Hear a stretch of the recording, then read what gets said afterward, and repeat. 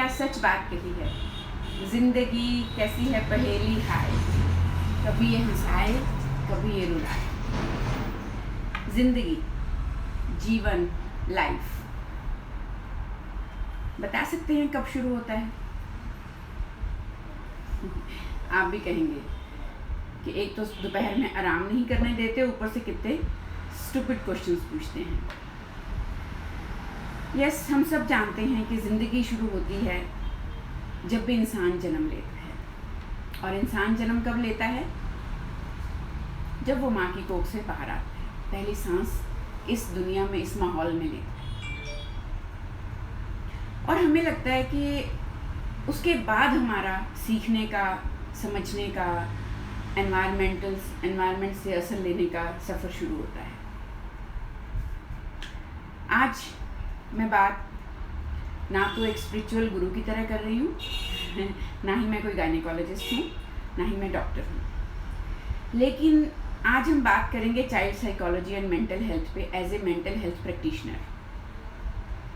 आप सब जानते हैं कि जब भी हम किसी को अपने से डिफरेंट देखते हैं, फिज़िकली और मेंटली, नॉर्मल से थोड़ा हटके, वो कोई भी कारण या प्रॉब्लम हो सकता है जो ऑब्जर्वेबल है और हम ऑब्जर्व कर सकते हैं उसको, तो हम बहुत अजीब तरीके से रिएक्ट करते हैं, हम बहुत अजीब तरीके से बिहेव करते हैं। और इसमें मैं कोई बाहर के लोगों की बात नहीं कहूँगी। अगर हमारे ही घर में, परिवार में हमारा कोई अपना किसी भी तरह के फिज़िकल या मेंटल चैलेंज से जूझ रहा है, तो उसको लेके हमारा नज़रिया बहुत ही डिफरेंट हो जाता है, नॉर्मल नहीं होता है। और हम सब गवाह हैं इस बात के कि हमारे इस समाज में ताउम्र उस पर्टिकुलर ज़िंदगी को बहुत कुछ सहना पड़ता है बिना किसी कसूर के।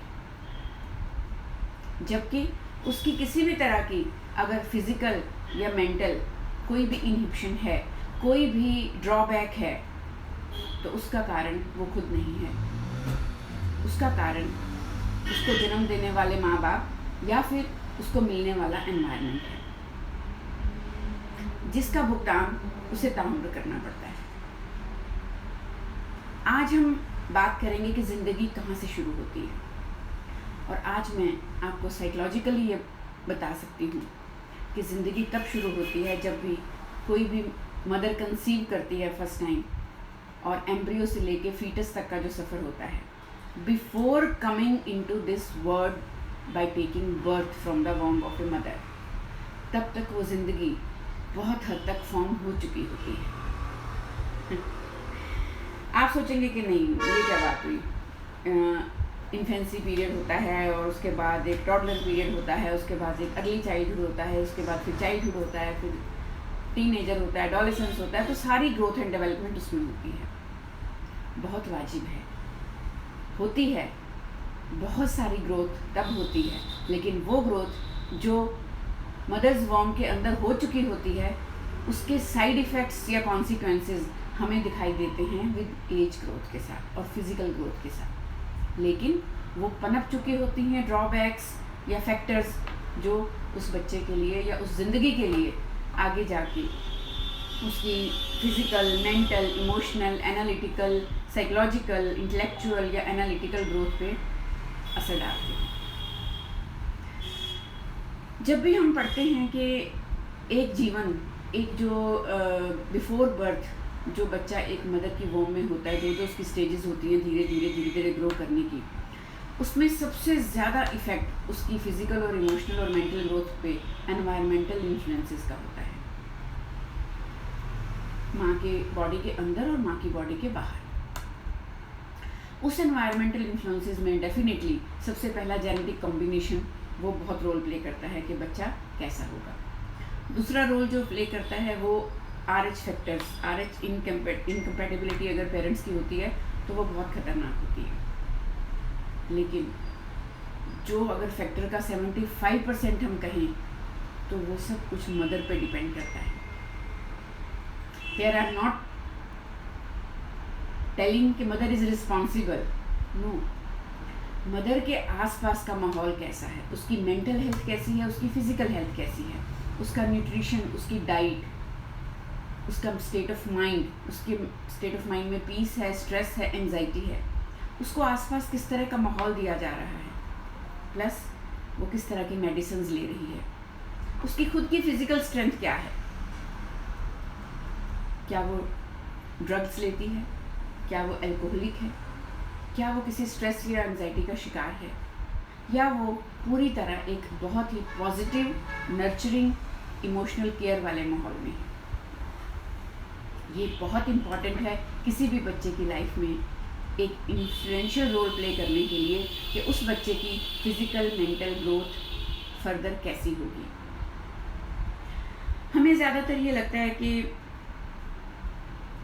जब भी बच्चा दुनिया में आता है तो वो तो अभी कुछ समझ नहीं पाता, देख नहीं पाता, सोच नहीं पाता, तो ये इन सब चीज़ों को कैसे लेगा, उसके ऊपर इसका इन्फ्लुएंस कैसे होगा। हमें धीरे धीरे ये असर दिखाई देने लगता है बच्चे के जन्म के बाद। आप मानते होंगे कि बहुत सारी बातें हम सुनते हैं, देखते हैं कि ये कम रोता है, वो बहुत ज़्यादा रोता है, ये बच्चा बड़ा क्रैंकी है, वो बड़ा शांत है, ये बच्चा ऐसा है, वो बच्चा वैसा है। एक ही घर में एक ही वक्त दो अलग अलग पेरेंट्स से अगर दो नए बच्चे जन्म लें तो उन दोनों का बिहेवियर, उन दोनों का जिस तरह से physical appearance, colour, complexion, features सब डिफरेंट होते हैं, ऐसे ही उनका बिहेवियर भी हमें डिफरेंट नज़र आने लग जाता है।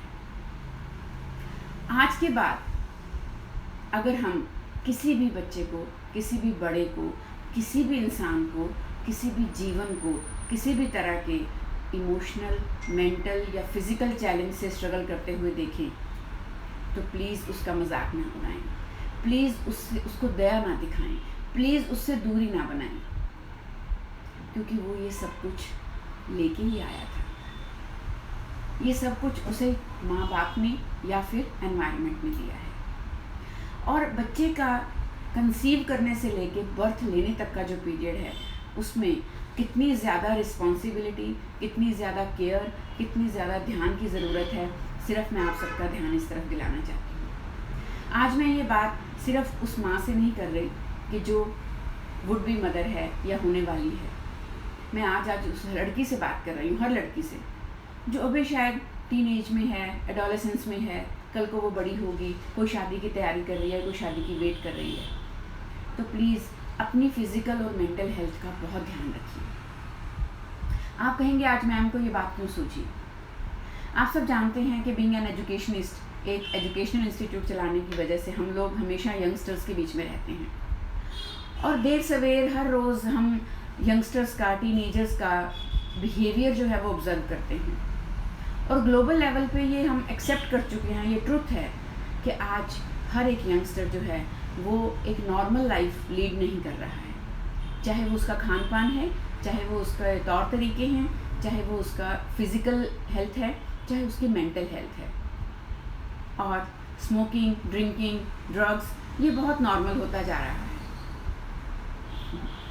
आप सुन के हैरान हो रहे होंगे, लेकिन ये आज एक और सीक्रेट मैं आपके सामने रिवील कर रही हूँ कि 90% घरों में हर बच्चा ये सब चीज़ें ले रहा है और 90% पेरेंट्स को पता है, लेकिन वो उस पर पर्दा डालते हैं, वो खुद भी आंखें चुराते हैं और समाज से भी छिपाते हैं, जस्ट बिकॉज कि इस जनरेशन का लाइफस्टाइल अपना है, we can't interfere in that. और बहुत सारे बच्चे जो फॉरेन गए हुए हैं, इंटरनेशनल स्टडीज़ के लिए गए हुए हैं, उनके लाइफस्टाइल, उनके रूटीन, उनकी आदतों पे तो हमारा वैसे भी कोई चेक या कंट्रोल नहीं रहता है।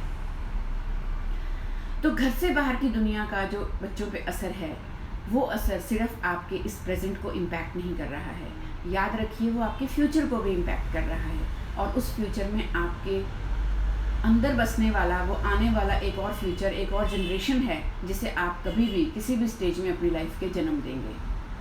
तो प्लीज़ आज इस बात को सोचिए कि कल आने वाली जनरेशन जो है हमारी, वो हमारे खाने पीने, रहने सहने, सोचने समझने, बिहेवियर के और फिज़िकल स्ट्रेंथ और स्टेमिना के कमियों का शिकार होने वाली है। हम आने वाली ज़िंदगियां ख़राब नहीं करना चाहेंगे। सिर्फ यही रिक्वेस्ट मैं आप सब बच्चों से करना चाहती हूँ, उन सब लड़कियों से, लड़कों से करना चाहती हूँ जो फ्यूचर पेरेंट्स बनेंगे। और दूसरी रिक्वेस्ट मेरी हर उस केयर गिवर से है, चाहे वो हस्बैंड का रोल निभा रहे हैं, मदर इन लॉ का, पेरेंट्स का, ननद का, भाभी का, फ्रेंड का, मेड का, हेल्पिंग हैंड का, किसी का भी, कि जब भी कोई भी मदर कंसीव करती है तो बेबी के बर्थ तक जितना वो खुद अपना फिज़िकल स्ट्रेंथ का और मेंटल स्ट्रेंथ का ध्यान रखे, उससे ज़्यादा आपको ध्यान रखना है। क्योंकि बात सिर्फ उस जीव की नहीं है, उस मदर की नहीं है जिसने बच्चे को जन्म देना है। आपकी कोई भी रंजिश, आपका कोई भी गुस्सा, आपकी कोई गिला, कोई एक्सपेक्टेशन उस माँ से हो सकती हैं, लेकिन वो नई ज़िंदगी जो उसकी कोख में पलने वाली है, उसके ऊपर हमारे दूसरे लोगों के बिहेवियर का इनडायरेक्ट इन्फ्लुएंस होने वाला है, वो सारे माहौल का जो हम उन्हें देने वाले हैं। तो as a mental health practitioner, as I observe people how they are fighting with their lives now, बड़े यंग बच्चे हैं, अभी मेरे पास आजकल 5-6 बच्चे उस एज में आ रहे हैं कि 8 से लेके 12 साल तक, who are fighting with poor mental health. उनका मेंटल स्टेमिना नहीं है, एग्रेशन है, कहीं इतनी ज़्यादा सैडनेस है, अभी से वरी और एंग्जाइटी उनकी लाइफ का हिस्सा बन गई है, specially due to this COVID times. इस कोविड टाइम में बच्चों की ऑनलाइन क्लासेस की वजह से, स्कूल ना जाने की वजह से, पीयर प्रेशर जो था, पीयर अट्रैक्शन था, पीयर इन्फ्लुएंस था, वो ना होने की वजह से हर वक्त वो बड़ों की कंपनी में रहते हैं और घर घर में इस वक्त इतनी ज़्यादा परेशानियां हैं कि बच्चे जाने अनजाने उन परेशानियों का हिस्सा बनते जा रहे हैं। और जितनी एंग्जाइटी, जितनी परेशानी, जितना स्ट्रेस, डिप्रेशन बड़ों को है, उतना ही वो बच्चों को झेलना पड़ रहा है, भले ही वो हमें नज़र आए या ना आए। तो ये स्टेमिना क्यों कम है?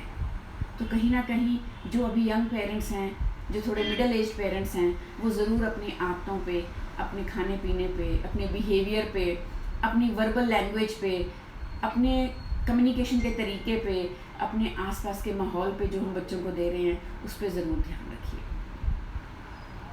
उम्मीद है कि हम सब इतने रिस्पॉन्सिबल तो अपने आप को समझेंगे, स्पेशली मेरी यंगर जनरेशन। मुझे पता है ये बहुत समझदार है, मुझे पता है ये बहुत भावुक भी है, मुझे पता है ये बहुत रिस्पॉन्सिबल भी है, जस्ट सिर्फ एक सही दिशा की ज़रूरत है। तो आज as a counsellor, as a mental health practitioner, मैं आप सबसे एक गुजारिश करती हूँ कि आप सिर्फ आज अपने आज को इंजॉयबल, और मैं इंडिपेंडेंट हूँ, मैं फ्री हूँ, मेरा जो मन करे मैं करूँ, मेरी ज़िंदगी है, ये नहीं सोचना। आपकी ज़िंदगी कल किसी और ज़िंदगी से जुड़ेगी और वो 2 ज़िंदगियाँ मिलकर किसी तीसरी ज़िंदगी को जन्म देंगी, जिसने आने वाला कल देखना है। तो आप अपना ध्यान रखें, अपनों का ध्यान रखें और आने वाली ज़िंदगियों के बारे में पॉजिटिवली, होपफुली, फेथफुली, रिस्पॉन्सिबली सोचें। Thank you so much. Stay healthy, stay happy, love you all.